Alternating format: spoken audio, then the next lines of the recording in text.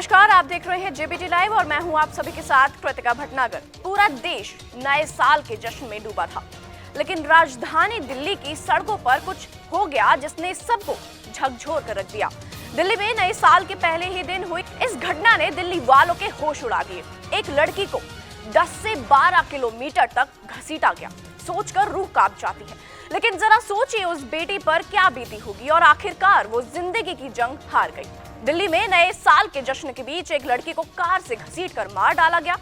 घटना का नया सीसीटीवी फुटेज सामने आया है। इस वीडियो में लड़की बलेनो कार के नीचे फंसी हुई दिखाई दे रही है और कार चालक उसे घसीटते हुए यू टर्न लेते हुए दिख रहे हैं।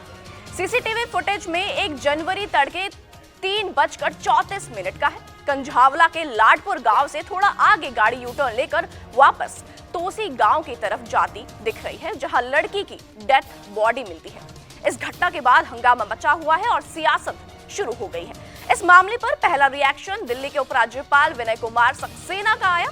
ट्वीट कर लिखा कि अमानवीय अपराध से मेरा सिर शर्म से झुक गया है। मैं अपराधियों की राक्षसी संवेदनहीनता से स्तब्ध हूं। दिल्ली पुलिस कमिश्नर के साथ मामले की निगरानी कर रहा हूं। यही नहीं, दिल्ली के सीएम केजरीवाल ने भी मामले पर अपनी प्रतिक्रिया दी है। अरविंद केजरीवाल ने घटना पर दुख जताते हुए कहा है कि दोषी चाहे जितने भी रसूख वाले क्यों ना हो, उन्हें सख्त सजा मिलनी चाहिए।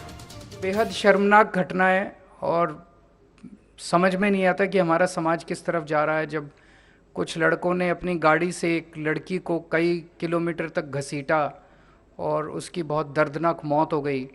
अभी उसका पोस्टमार्टम मैंने पता किया था, अभी पोस्टमार्टम शायद चल रहा है और जो भी उसकी रिपोर्ट आएगी मैं उम्मीद करता हूं कि और अपील करता हूं कि चाहे जितने भी रसूख वाले क्यों ना हों जो दोषी हैं, उनको सख्त से सख्त सज़ा मिलनी चाहिए। ऐसा ये तो रेयरेस्ट ऑफ रेयर क्राइम्स में आता है।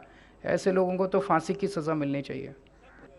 वही मैंने कहा, जो भी कोई भी हो, मैं उसमें अभी नहीं जाऊंगा, लेकिन चाहे कितने भी रसूख वाले लोग हों, ये तो किसी की भी बेटी के साथ हो सकता है, किसी की भी बहन बहू के साथ हो सकता है। तो इसमें चाहे कितना भी कनेक्शन वाले लोग हों, पॉलिटिकली कितने भी कनेक्टेड लोग हों, हम सबको मिलकर प्रयास करना है कि उनको सख्त से सख्त सज़ा मिलनी चाहिए। यही नहीं, दिल्ली महिला आयोग की अध्यक्ष स्वाति मालीवाल ने इसे दर्दनाक और भयावह बताया है और दिल्ली पुलिस से कई सवाल भी किए हैं। लड़की का नग्न शरीर पाया गया है दिल्ली की सड़कों पर।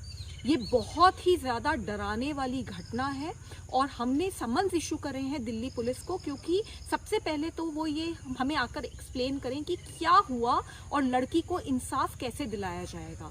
दूसरी बात मैं ये जानना चाहती हूँ कि न्यू ईयर्स ईव पर दिल्ली पुलिस की दिल्ली में क्या सुरक्षा व्यवस्था है कि लड़की को इतने किलोमीटर तक घसीट कर लेकर जाया जाता है और कोई चेक पोस्ट नहीं है। वो लोग दारू पी के गाड़ी चला कैसे रहे थे, उनके ऊपर कोई एक्शन नहीं हुआ। क्या दिल्ली पुलिस की कोई सुरक्षा व्यवस्था नहीं थी कल रात दिल्ली में? ये बहुत बहुत बहुत डराने वाली बात है। दिल्ली महिला आयोग ने समन्स इशू करे हैं दिल्ली पुलिस को और मैं चाहती हूँ कि एक्शन। इस पूरे मामले में पुलिस ने प्रेस कॉन्फ्रेंस की और बताया कि 5 आरोपी युवकों को गिरफ्तार कर लिया गया है। घटना को लेकर एक मेडिकल वार्ड गठित कर दिया है। लीगल टीम से भी राय ली जाएगी। आरोपियों को सख्त सजा दिलाएंगे। दरअसल पूरा मामला राजधानी दिल्ली के सुल्तानपुरी का है, जहां पर एक कार ने स्कूटी सवार 23 साल की लड़की को टक्कर मार दी। टक्कर के बाद कार स्कूटी सवार लड़की को घसीटते हुए करीब 10 से 12 किलोमीटर तक दौड़ती रही, जिसका सीसीटीवी फुटेज भी हमने आपको दिखाया।